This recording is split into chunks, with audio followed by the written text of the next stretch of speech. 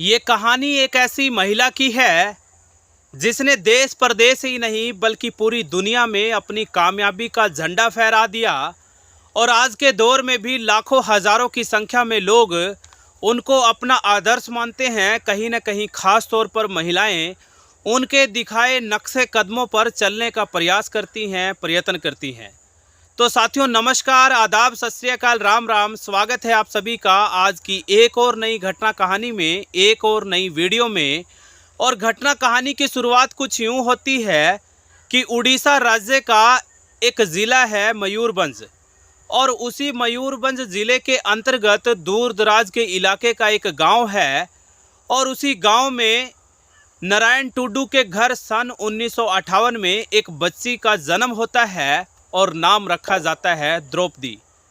वही द्रौपदी जो कि बचपन से ही पढ़ने लिखने में बहुत ज़्यादा होशियार थी। कहीं न कहीं देश दुनिया के लिए, ख़ास तौर पर अपने समाज के लिए, गांव गली के लिए कुछ कर गुजरने का जो जज्बा था, ललक था, शुरुआती दिनों से ही थी। कहीं न कहीं शुरुआती दौर में बहुत सारी असुविधाओं से उनको दो चार होना पड़ा। जिस गांव में उनका जन्म होता है, जानकारी ये भी मिलती है कि वहाँ पर तमाम तरीके की ना तो कोई सुविधाएं हुआ करती थी, ना ही सुविधाओं को हासिल करने का कोई रास्ता नज़र आता था। बताया ये भी जाता है कि द्रौपदी मुर्मू के घर में, गांव में सुविधाओं के नाम पर कुछ भी नहीं था। गांव में ना तो स्वास्थ्य सुविधा थी, ना ही वहाँ पर स्कूल थे, और ना ही कोई इनकम का जो बहुत बड़ा सोर्स नज़र आता था। कहीं ना कहीं शुरुआती दौर की जो शिक्षा है वो तो नज़दीकी स्कूल से प्राप्त कर ली जाती है। और ये भी बताया जाता है कि द्रौपदी मुर्मू रह रह कर आए दिन अपने माँ बाप को बोला करती थी कि पिताजी, आपने ही कहा है कि सिर्फ शिक्षा ही एक ऐसा माध्यम है जिससे इन लोगों की बदहाली हालत को दूर किया जा सकता है। कहीं न कहीं इन असुविधाओं को सुविधाओं में तब्दील किया जा सकता है। और शायद यही वजह रही कि पढ़ने की ललक द्रौपदी मुर्मू में शुरू से ही थी। और आखिरकार वो पहुंच जाती हैं भुवनेश्वर, जो कि उड़ीसा की राजधानी भी है। वहीं से रामा देवी कॉलेज से बीए की परीक्षा उत्तीर्ण करती है। और कॉलेज के दिनों में ही उनकी मुलाकात हो जाती है एक ऐसे लड़के से जिसका नाम था श्यामचरण। वही श्यामचरण जो कि पहले तो द्रौपदी मुर्मू का दोस्त बताया जाता है, और धीरे धीरे जैसे ही समय बीतता है ये दोस्ती प्यार में तब्दील हो जाती है। लेकिन कभी श्यामचरण ने भी सोचा नहीं था कि उनके पिता यानी कि उनके ससुर इस शादी के लिए हाँ करेंगे या ना करेंगे। और एक दिन होता कुछ यूँ है कि श्यामचरण पहुंच जाते हैं द्रौपदी मुर्मू के घर उनका रिश्ता लेकर। लेकिन जो नारायण टुडू थे वो साफ और स्पष्ट लहजे में श्यामचरण को बोलते हैं कि यहाँ से चले जाओ, ये रिश्ता मुझे कदापि मंजूर नहीं है, ये शादी कभी भी नहीं हो सकती। क्योंकि साथियों उस दौर में जो प्रेम विवाह है, प्रेम प्रसंग है, वो लगभग असंभव सा नज़र आता था, बिल्कुल भी नहीं हो सकता था। लेकिन जो श्यामचरण थे, बताया ये भी जाता है कि वो जिद्दी प्रवृत्ति के थे, और वो भी कहाँ मानने वाले थे। उन्होंने सारे सगे संबंधियों को कहें या रिश्तेदारों को कहें, उसी द्रौपदी मुर्मू के गांव में इकट्ठा कर लिया, एकत्रित कर लिया। और अपने लिए इतना प्यार देखकर कहीं ना कहीं द्रौपदी मुर्मू का दिल भी पसीज गया, पिघल गया, और उन्होंने हाँ कर दी।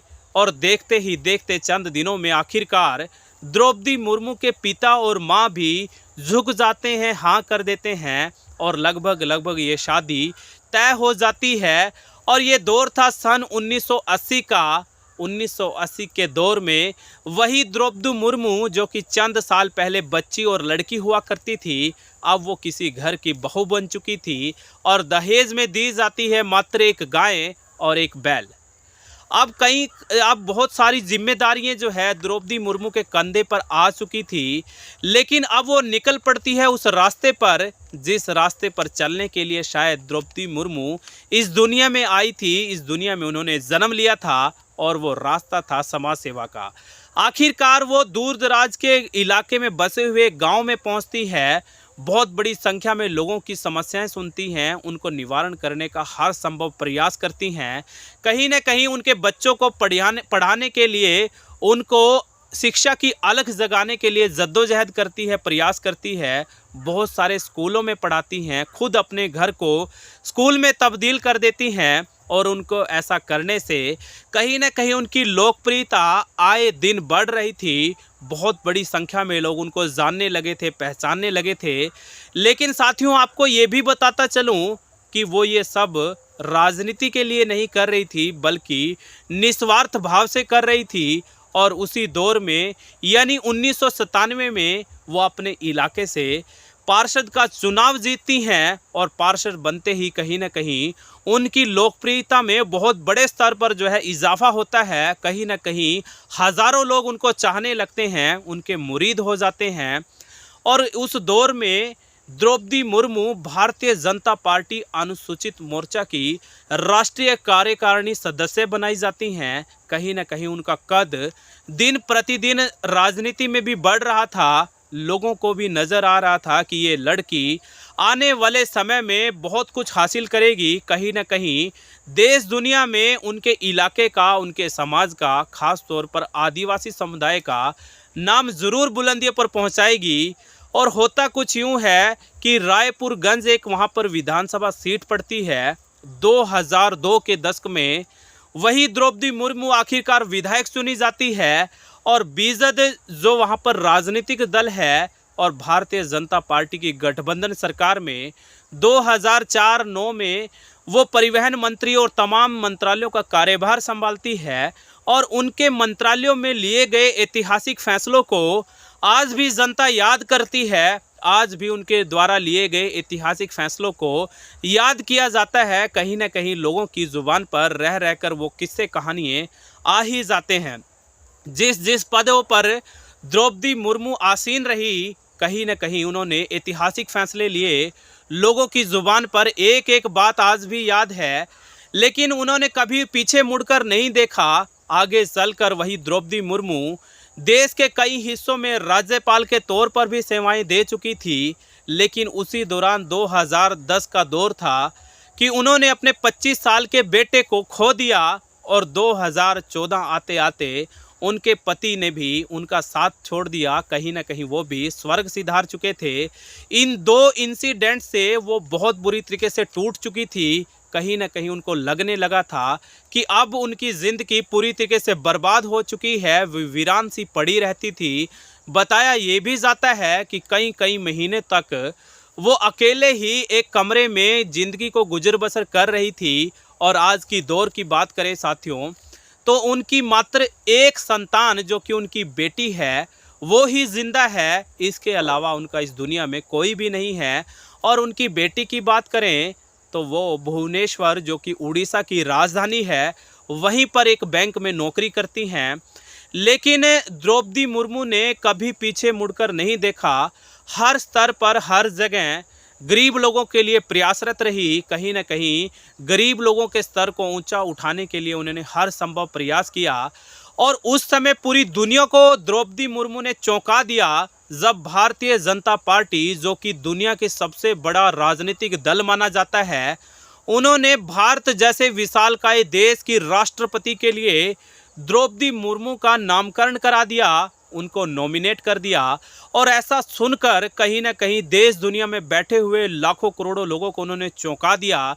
क्योंकि ये द्रौपदी मुर्मू देश की आज़ादी के बाद जन्मी पहली राष्ट्रपति थी और कहीं ना कहीं आदिवासी समुदाय से संबंधित पहली महिला राष्ट्रपति थी।